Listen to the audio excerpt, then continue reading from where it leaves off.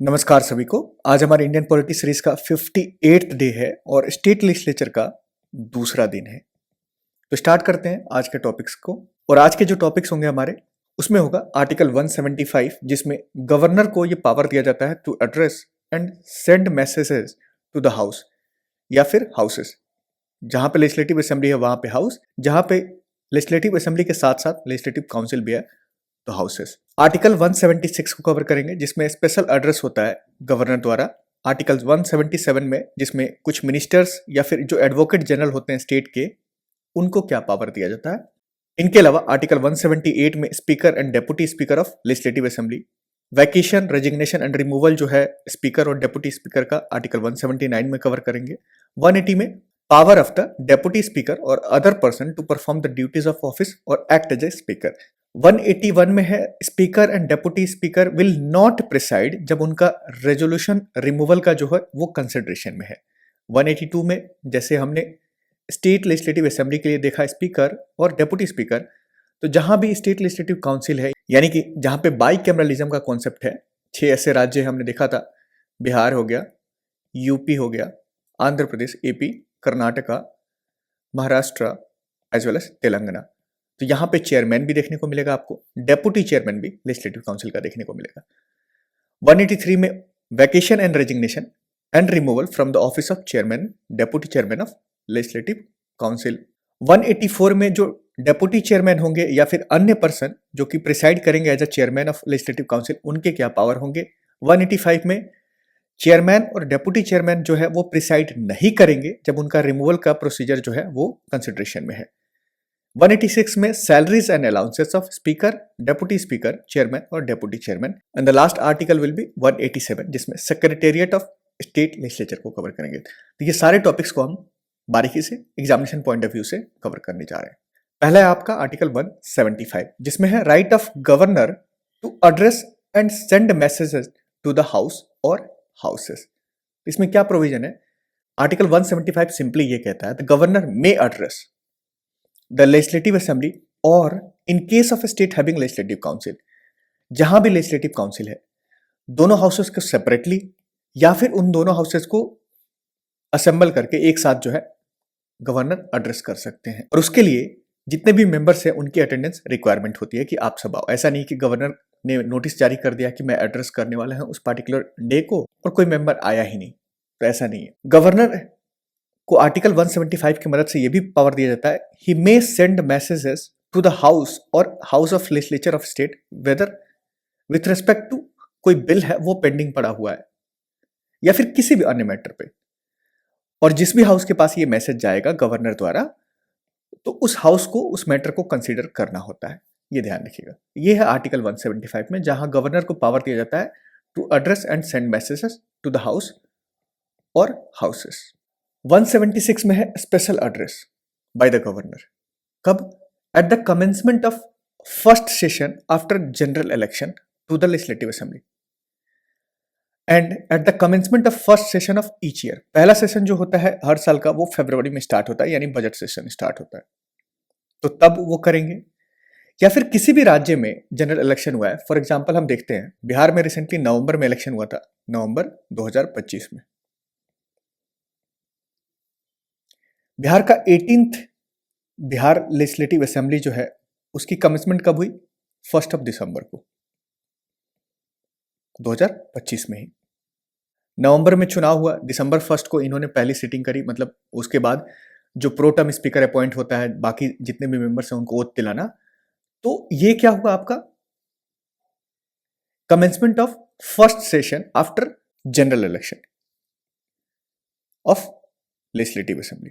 तो 3 तारीख को यानी कि प्रिसाइजली 3 दिसंबर को 2025 में ही यहां के जो गवर्नर है बिहार के आरिफ मोहम्मद खान AMK साहब, उन्होंने ज्वाइंट एड्रेस किया। क्योंकि बिहार में क्या है? बाइकैमरलिज्म, यानी कि लेजिस्लेटिव असेंबली भी है और लेजिस्लेटिव काउंसिल भी है। तो 3 तारीख को ज्वाइंटली बुला के दोनों हाउसेस के मेंबर्स को उन्होंने एड्रेस किया था। ठीक है, ये ध्यान रखिएगा। आगे क्या कहता है, governor shall address the legislative assembly और in the case of state legislative council both the houses assemble together. वही किया था इन्होंने बिहार में, दोनों हाउसेस को 3 दिसंबर को 2025 में एक साथ असेंबल करके उनको एड्रेस किया था। Inform the legislature of the causes of its summon, क्यों बुलाया है आपने, उसका जो है रीजन बताना, ये सारी चीजें हमने इस वजह से बुलाया गया है, तो ये सब गवर्नर के पास पावर होता है। Provision shall be made by the rules regulating the procedure of the house और इधर हाउस, मतलब गवर्नर अगर मान लीजिए कल को एड्रेस के लिए बुलाते हैं तो ये रूल्स एंड रेगुलेशन बनाना जो है ये हाउसेस के पास ये पावर होता है, वो उसके लिए प्रोविजन बनाए। For the allotment of time for discussion of the matters referred in such address, जैसे किसी भी मैटर पे आपने एड्रेस करने के लिए बुलाया गवर्नर ने, तो उसके लिए टाइम एलोकेट करना जो है ये किसके पास पावर होता है, जो स्टेट लेजिस्लेटिव असेंबली है या फिर स्टेट लेजिस्लेटिव काउंसिल है, उनके पास पावर होता है कि वो इतने सारा टाइम जो है एलोकेट करेंगे उसके लिए। ये इंपॉर्टेंट है, ये ध्यान रखिएगा। आर्टिकल 177 क्या कहता है, right of ministers and advocate general of state. 28 state है हमारे, तो वहां पे क्या होता है, एडवोकेट जनरल ऑफ स्टेट होता है। जैसे हमने सेंटर में देखा अटॉर्नी जनरल ऑफ इंडिया,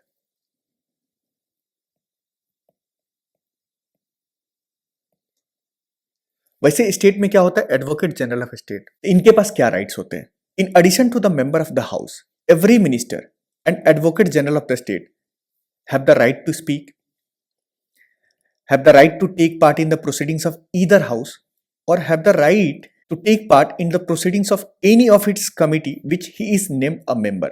किसी भी कमिटी का वो मेंबर बनाए जाते हैं तो भी उसमें पार्टिसिपेट कर सकते हैं, बोल सकते हैं सारी चीज, बट इनके पास वोटिंग राइट जो होता है वो उनके अपने हाउस में होगा। यानी कि कोई मिनिस्टर है जो लेजिस्लेटिव काउंसिल का मेंबर है, एमएलसी है, और वो स्टेट लेजिस्लेटिव असेंबली में बैठ सकता है, बोल सकता है, बट जब बात वोटिंग की होगी तो वो वोट जो है कहां पे करेगा, लेजिस्लेटिव काउंसिल में करेगा। दूसरी तरफ जो ये हमारे एडवोकेट जनरल ऑफ स्टेट होंगे, इनके पास सारे पावर्स होंगे, किसी भी सदन में बैठे, मेंबर्स ऑफ लेजिस्लेटिव असेंबली में बैठे, लेजिस्लेटिव काउंसिल में बैठे, दोनों में बोल सकते हैं, बट इनके पास दोनों में से किसी हाउस में वोटिंग राइट जो होगा वो नहीं होगी, वोटिंग राइट इनके पास नहीं होती, ये ध्यान रखिएगा। फॉर एग्जाम्पल, जैसे बिहार के जो एडवोकेट जनरल है उनका नाम है पीके शाही, प्रशांत कुमार शाही, पीके शाही, ठीक है करंटली। तो इनके पास क्या पावर है, लेजिस्लेटिव असेंबली है बिहार में, वहां भी पार्टिसिपेट करेंगे, लेजिस्लेटिव काउंसिल है बिहार में, वहां भी पार्टिसिपेट करेंगे, तो इनके पास ये पावर है, बोल सकते हैं, बट वोट नहीं करेंगे किसी भी हाउस में। दूसरी तरफ कोई मिनिस्टर है, जैसे एमएलसी, तो बीजेपी के एमएलसी जो है उनका नाम है दिलीप कुमार जायसवाल, इनफैक्ट ये बीजेपी के प्रेसिडेंट भी हैं बिहार के।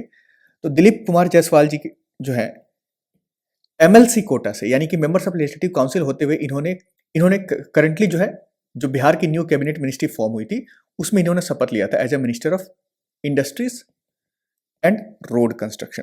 तो ये जो है लेजिस्लेटिव असेंबली में पार्टिसिपेट कर सकते हैं बिहार के, उसमें बोल भी सकते हैं, बट वोट करना होगा तो सिर्फ और सिर्फ लेजिस्लेटिव काउंसिल में करेंगे। अब है आपका आर्टिकल 178, यहां से स्टार्ट होता है। 178 में देखा था हमने क्या था, स्पीकर एंड डेप्यूटी स्पीकर। तो पहले स्पीकर का देखते, speaker is elected by the assembly, जो लेजिस्लेटिव असेंबली होगा वहां पे स्पीकर होगा, itself from amongst it's member. जैसे बिहार की लेजिस्लेटिव असेंबली है उसमें 243 सीट्स, इसी में से किसी को स्पीकर बनाया जाएगा। Usually the speaker remains in the office during the life of the assembly. जो 17th लेजिस्लेटिव असेंबली बिहार का था, तो जब तक उसकी लाइफ थी तब तक स्पीकर जो है उनका पोस्ट बना हुआ रहता था। However, he vacates his office earlier in any of the following 3 cases. If he ceases to be a member of the assembly, if he resigns by writing to the deputy speaker, as a speaker, आपने किसको resign कर दिया, deputy speaker of legislative assembly कर सकते हैं, जी हाँ। If he is removed by a resolution passed by a majority of all the then members of the assembly, all the then members of the assembly का मतलब क्या होता है अभी बताऊंगा मैं, लेकिन कोई भी रेजोल्यूशन अगर स्पीकर को उनके पोस्ट से रिमूव कर रहा है उसके लिए आपको 14 दिन का एडवांस नोटिस जो है वो देना होता है, ये ध्यान रखिए, 14 डेज एडवांस नोटिस। यहां पे एक वर्ड था all the then member,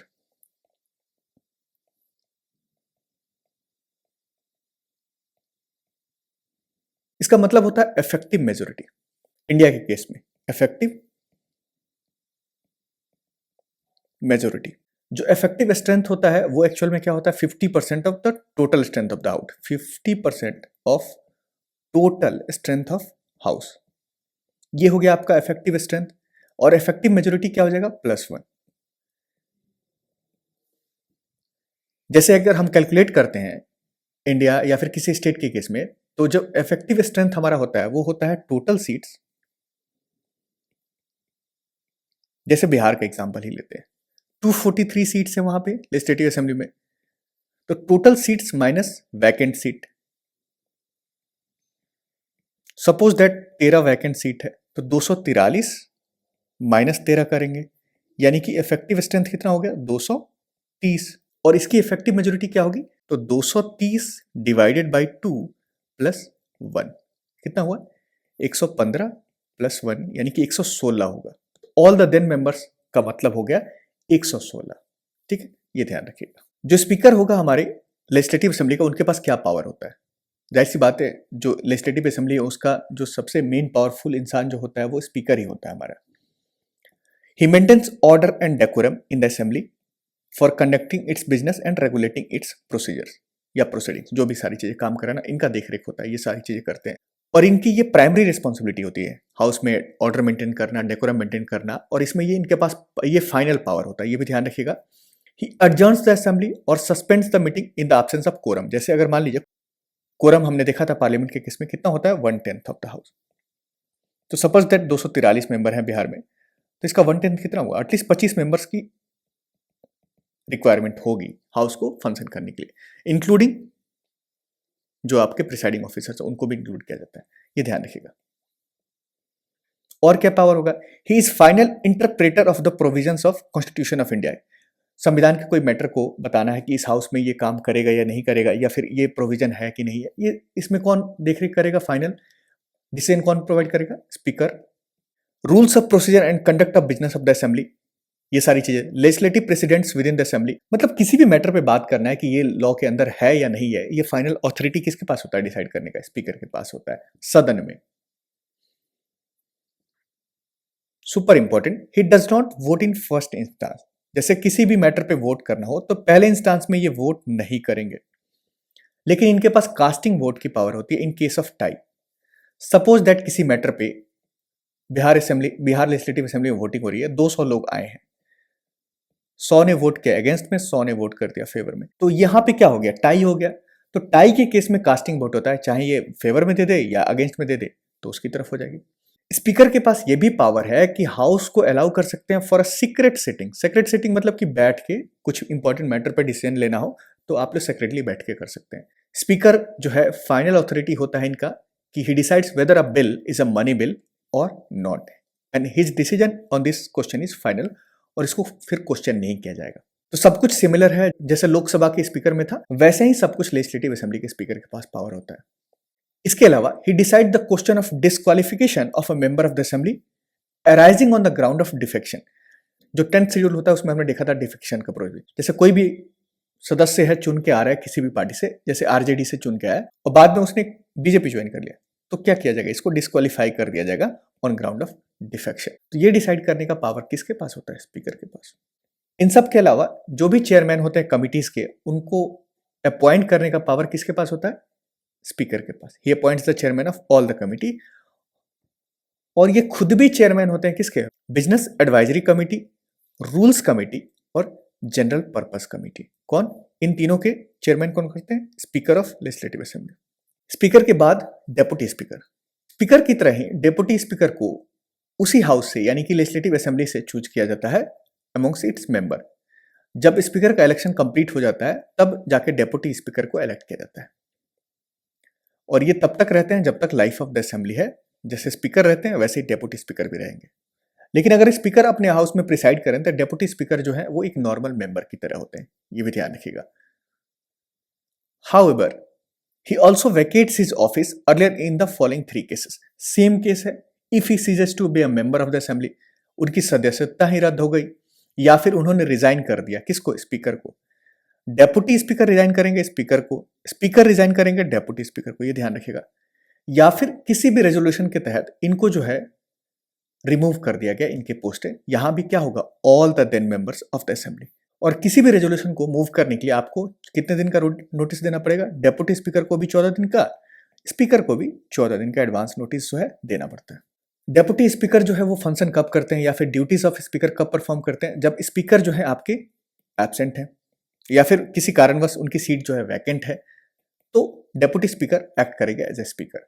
in both the cases he has all the powers of speaker. जितने भी पावर्स थे, फाइनल इंटरप्रेटर या फिर रूल्स एंड रेगुलेशन के बारे में बताना, ऑर्डर मेंटेन करना, डेकोरम मेंटेन करना, कोरम के केस में आप जो है सस्पेंड कर देना मीटिंग, तो ये सारी चीजें जो है पावर इनके पास भी आ जाएगी। अदर प्रोविजंस में देखेंगे आप, द स्पीकर जो है वो नॉमिनेट करते हैं कुछ मेंबर्स को, अ पैनल ऑफ चेयरमैन, और उस पैनल में से जब स्पीकर और डेप्यूटी स्पीकर नहीं है तो उनमें से कोई भी प्रिसाइड कर सकता है as a speaker for the time being, और उनके पास भी वो सारे पावर्स होंगे जो एक स्पीकर को होता है। और ये जो मेंबर्स होते हैं पैनल ऑफ चेयरमैन के, वो तब तक रहते हैं जब तक एक नया पैनल ना बना दिया गया। चेयरमैन ऑफ काउंसिल, जो 6 राज्य हैं, बिहार, यूपी, महाराष्ट्र, कर्नाटका, एपी, आंध्र प्रदेश और तेलंगाना, तो यहां पे आपको लेजिस्लेटिव काउंसिल देखने को मिलेगा। तो यहां पे चेयरमैन होंगे। यहां पे जो लेजिस्लेटिव काउंसिल है, हमने राज्यसभा के केस में देखा था, जो वाइस प्रेसिडेंट होते हैं उनको एक्स्ट्रा ऑफिस मिला हुआ रहता है एज अ चेयरमैन। तो क्या कोई पोजीशन हमारे पास वाइस गवर्नर का है? ऐसा कोई नहीं है। तो चेयरमैन की इलेक्शन जो काउंसिल के मेंबर्स में से ही होती है। The chairman is elected by the council itself from amongst its member. जैसे बिहार के लेजिस्लेटिव काउंसिल है, उनकी स्ट्रेंथ कितनी है? 75। उसमें से ही किसी को चेयरमैन बनाया जाता है। Chairman vacates his office in any of the following 3 cases. इनके पास भी वही है। If he ceases to be a member of the council, if he resigns by writing to the deputy chairman. ठीक है, ये ध्यान रखिएगा। जैसे चेयरमैन ऑफ राज्यसभा किसको रिजाइन करते थे? वो प्रेसिडेंट को रिजाइन करते थे। तो यहां पे कंफ्यूज नहीं होना है। जो चेयरमैन होंगे काउंसिल को, वो किसको रिजाइन करेंगे? Deputy chairman of council. और डेप्यूटी चेयरमैन किसको करेंगे? चेयरमैन को। इनको भी अगर रिमूव करना है तो मेजोरिटी कौन सी चाहिए होगा? All the then members of the council. All the then members of council. 75, मान लीजिए वैकेंट सीट कितनी है? 5 है, तो ये 70 हो गया। तो 70 की इफेक्टिव स्ट्रेंथ कितनी हुई? 35 प्लस 1, यानी कि 36 चाहिए होगा। ऐसे रेजोल्यूशन को हम तभी मूव कर सकते हैं जब आपको 14 दिन का नोटिस दे दिया है कि रिमूव कर रहे हैं हम आपको पर्टिकुलर पोस्ट से। चेयरमैन ऑफ काउंसिल है एज ए प्रिसाइडिंग ऑफिसर, इनके पास सारे पावर्स हैं जो कि स्पीकर ऑफ लेजिस्लेटिव असेंबली के पास होते हैं। हाउस में ऑर्डर मेंटेन करना, डेकोरम मेंटेन करना, कोरम के केस में अगर कोरम नहीं है हाउस में तो उसकी मीटिंग को सस्पेंड कर देना, ये सारे पावर स्पीकर के पास थे, तो वो चेयरमैन के पास भी होंगे। लेकिन जो स्पीकर ऑफ लेजिस्लेटिव असेंबली है उनके पास क्या होता है? एक स्पेशल पावर होता है। जैसे देखा था हमने, स्पीकर जो है वो डिसाइड कर देते कि कोई बिल जो है वो मनी बिल है या नहीं। तो मनी बिल के रिगार्डिंग जो है पावर किसके पास ज्यादा होता है? स्पीकर के पास होता है, और इनका डिसीजन जो होता है फाइनल होता है। डेप्यूटी चेयरमैन ऑफ काउंसिल, जैसे चेयरमैन का इलेक्शन हुआ है उनके हाउस में उनके मेंबर से ही, वैसे ही डेप्यूटी चेयरमैन का भी होता है। और ये भी वैकेट कब करेंगे अपने ऑफिस से? 3 cases, ceases to be a member, resigns, या फिर रिमूव्ड। और 14 डेज का एडवांस नोटिस यहां भी होगा। और यहां भी आपको all the 10 members of the council होगा। डेप्यूटी चेयरमैन ऑफ काउंसिल कब फंक्शन करते हैं? जैसे स्पीकर एब्सेंट थे तो डेप्यूटी स्पीकर एक्टिव होते थे, वैसे ही चेयरमैन एब्सेंट है तो डेप्यूटी चेयरमैन एक्टिव हो जाएंगे। तो deputy chairman performs the duties of chairman office when it is vacant या फिर एब्सेंट है चेयरमैन। और इन दोनों केस में ही has all the powers of chairman. Same other provision, जो चेयरमैन होते हैं लेजिस्लेटिव काउंसिल के, वो कुछ मेंबर्स का पैनल बनाते हैं वाइस चेयरमैन का, और उनमें से कोई भी मेंबर जो है वो प्रिसाइड कर सकता है फॉर द टाइम बिंग जब चेयरमैन और डेप्यूटी चेयरमैन एब्सेंट है किसी भी केस में। और उनके पास वो सारे पावर्स होंगे जो कि एक चेयरमैन को होता है। और जब तक एक नया पैनल ना बना दिया जाए, वाइस चेयरमैन का नॉमिनेट ना किया जाए, तब तक जो है वो फंक्शन करते रहते हैं। सैलरीज एंड अलाउंसेस, इसमें किसकी किसकी सैलरी? 186 में स्पीकर की सैलरी, डेप्यूटी स्पीकर की सैलरी, चेयरमैन की सैलरी, डेप्यूटी चेयरमैन की सैलरी। और ये फिक्स कौन करता है? The salaries and allowances of the speaker, deputy speaker as chairman and deputy chairman are fixed by state legislature. ये ध्यान रखिएगा। And they are charged on consolidated fund of state. Consolidated fund of state. और इस वजह से charge expenditure पे annually vote नहीं किया जाता। ये भी ध्यान रखिएगा, ये मैंने पढ़ाया आपको बजट वाले केस में, एनुअली वोट नहीं किया जाता है। So they are not subject to annual vote in state legislature. 187 में है, आर्टिकल 187 में सेक्रेटेरिएट ऑफ स्टेट लेजिस्लेचर। दोनों हाउसेस में, द हाउस और each house of legislature of state shall have a separate secretarial staff. ये power दिया गया है लेजिस्लेचर को, मतलब स्टेट लेजिस्लेचर को, कि आप कोई कानून बनाओ जिसके तहत इनकी रिक्रूटमेंट हो, इनका सर्विस कंडीशन बताया जाए, जितने भी सेक्रेटरियल स्टाफ है हाउस के या फिर हाउसेस ऑफ द लेजिस्लेचर के। लेकिन जब तक स्टेट लेजिस्लेचर कोई प्रोविजन नहीं बनाता है सेक्रेटेरिएट के लिए, तो उसमें एक्टिव कौन हो जाता है? गवर्नर। तो governor may after consultation with the speaker of legislative assembly, chairman of legislative council as the case may be, make rules regulating the recruitment condition secretarial staff का, ठीक है। और जो भी रूल बनाया जाएगा वो इफेक्टिव रहेगा, ये सारी चीजें बस ये ध्यान रखिएगा आप। और ये जो स्टाफ होते हैं, सेक्रेटेरिएट होते हैं ऑफ स्टेट लेजिस्लेचर, वो क्या है? एडमिनिस्ट्रेटिव बॉडी है। और ये बेसिकली जो है, जो लेजिस्लेटिव असेंबली और काउंसिल के जो जितने भी क्या बोलते हैं मिनिस्टर्स होते हैं, तो उनके एडमिनिस्ट्रेटिव और प्रोसीजरल वर्क को जो है हैंडल करने का काम ये करते हैं। ये क्या है कि ये बैक स्टेज में काम करने वाले लोग होते हैं। It is independent body headed by secretary and is responsible for assisting the members of legislature. उनके ड्यूटीज, उनके मीटिंग्स, उनके बिल्स को मैनेज करना, ये सारी चीजें, मतलब सारा काम जो है ये सेक्रेटेरिएट ही करते हैं। बट नाम किसका होता है? मिनिस्टर्स का होता है या फिर एमएलएस का होता है। तो बिहाइंड द सीन एक्शन करने वाले लोग जो होते हैं वो सेक्रेटेरिएट होते हैं पार्लियामेंट के, सॉरी स्टेट लेजिस्लेचर के। तो ये टॉपिक जो है हमारा, यहाँ पे हम इसको यहीं एंड करते हैं। और मैं चाहूंगा कि अगर आपने पार्लियामेंट का टॉपिक नहीं किया है और डायरेक्टली स्टेट लेजिस्लेचर कर रहे हैं, तो सबसे पहले आप पार्लियामेंट करके आओ, कंप्लीट करके आओ, फिर आपको ये पढ़ने में ज़्यादा आसान लगेगा और मज़ा भी आएगा। तो और ये अशोका ट्री का थीम है हमारा, दैट इज शिक्षा या तो मुफ्त होनी चाहिए या न्यूनतम लागत पर होनी चाहिए, और इस पर हम काम करते रहेंगे। टाटा, सी यू।